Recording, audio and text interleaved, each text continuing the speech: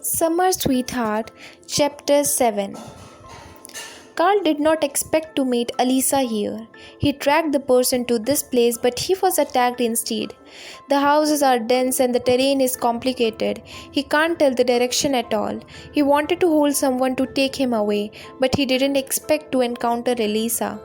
I don't know why, when he saw Alisa's small face, he felt an inexplicable sense of trust in his heart. He put the gun away, his sullen eyes looked her straight, his voice was low and cold. What are you doing here? I live here. Alisa was frightened by the gun in his hand and told the truth obediently. A flash of surprise flashed in Carl's eye. Miss Hunt, who lives in this kind of place. But he quickly returned to nature and ordered, Take me to where you live. No, let her take the men to where she lives. It would be better to blow her with a shot. Carl expected her to react like the early in the morning and sneered, his voice low and ghostly. Want me to tell my cousin that you seduce me? Threatening her again. Alisa clenched her hands, her small face flushed with anger, but she had nothing to do with this shameless man. In the end, she turned and walked on the way she came. You come with me. The two people talked here in less than a half a minute. As soon as they left, the two men in black chased up. Carl heard the sound of footsteps and alertly pulled Alisa into the another alley, found a house and went in. After the two people left, he pulled Alisa out. Alisa was so nervous that she didn't know who Luther provoked, but she also knew that it was not the time to ask more.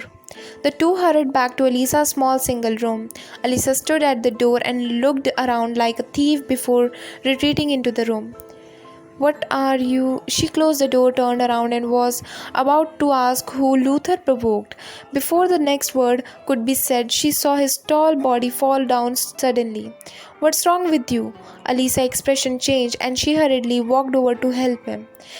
But Carl was tall with tight muscles. His small arms and legs not only did not lift him up, but blood on her hand. She discovered that Luther's complexion was as pale as paper. Because he was wearing black clothes, she couldn't see it even if he was stained with blood. Carl looked at her panicked expression, suddenly stretched out his hand to grab her hand, thin lips slightly lifted. What are you afraid of? Don't worry, if I die, they will let you bury me at best. His tone was very indifferent, and it was difficult to tell whether it was a joke or a serious one. Alisa didn't bother to hear him say such things. She thought of the gunshots she heard before and said sternly, Let go, I'll get your phone and call an ambulance. His complexion suddenly sank, and his voice was cold. Don't call an ambulance. Alisa felt that he had increased his strength. Her hand was so hurt, and his cold expression was so oppressive that she did not dare to refute it. She tentatively said, Then I will bandage your wound. Carl directly ignored her words and solemnly ordered, Blade, lighter, candle, bandage, towel. Alisa realized that he wanted to take the bullet by himself. She was shocked and shook her head. No, you can't take the bullet by yourself. It will kill you. Who said I want to take it myself? Carl looked at her, his eyes as thick as the dark night like a black whirlpool, and he could suck people in with a glance. Just when Alisa was almost sucked in his eyes, she heard him say quietly, You help me get it. Chapter 8. What? Alisa heard this, almost frightened her legs. I can't. Although she dislikes this man, she is awe of life.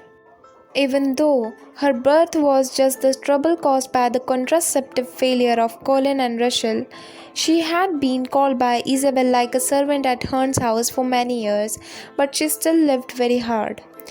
She didn't know why Luther could make such a life-critical matter so lightly, but she would not promise him.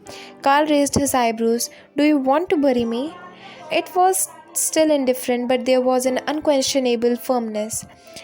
Alisa paled and went to get things helplessly.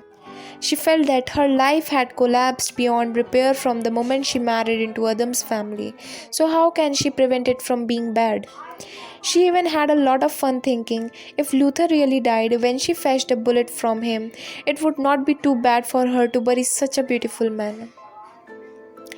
Alisa had tried her best to maintain her calmness, but she still couldn't control her hands shaking. While peeling the skin off the edge of his wound with the blade, she paid attention to the situation of Luther. She found that apart from his pale face and the sweat on his forehead, he had no special reaction and even his brows were only slightly frowned. Must say something special, that is, he kept looking at her. She could feel that he was very weak now, but his eyes were as real as they were burning her. Alisa couldn't help saying, "Don't look at me." Carl was actually not as calm as he was, with painful wounds and excessive blood loss, and he almost fainted. However, when he looked at Alisa, the pain miraculously eased. "Don't be nervous, I won't die, I believe you." Carl's voice was soft, but he was very determined. Alisa had never been trusted and valued like this before. She gritted her teeth and took the bullet from him more intently. Alisa felt that a century had passed. When she finally took out the bullet, she was already sweating profusely. She washed her hands in the nearby basin and asked Carl with concern, "How do you feel?" If before that her impression of Luther was a scumbag, but after taking the bullet she couldn't help but admire him. During the whole process he never screamed nor fainted. She had only seen this kind of inhuman perseverance in the movie. At the same time, she also felt that this man had an unfathomable mystery, which was also a bit scary. "Get a pen, I will make a medicine list for you." Although Carl's face was pale, he was still very deterrent when speaking. Alisa took down the medicine list and went out to buy him medicine. She ran to several pharmacies cautiously before buying all the medicines. When Alisa came back, Carl noticed that she was carrying a few plastic bags printed with different pharmacies, and the corner of his lips raised imperceptibly. What a smart and a kind woman. He could tell that Lisa hated him very much. In other words, when she hates is Luther. She probably thought he was being chased by the enemy, so she helped him buy medicine for his injuries.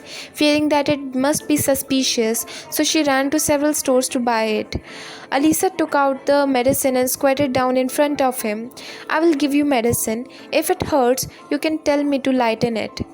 Carl didn't say a word until she finished giving the medicine. Just when she was about to get up, the man suddenly stretched out his hand to hold her, pressed her lips, and kissed her. "I said, no glasses are allowed."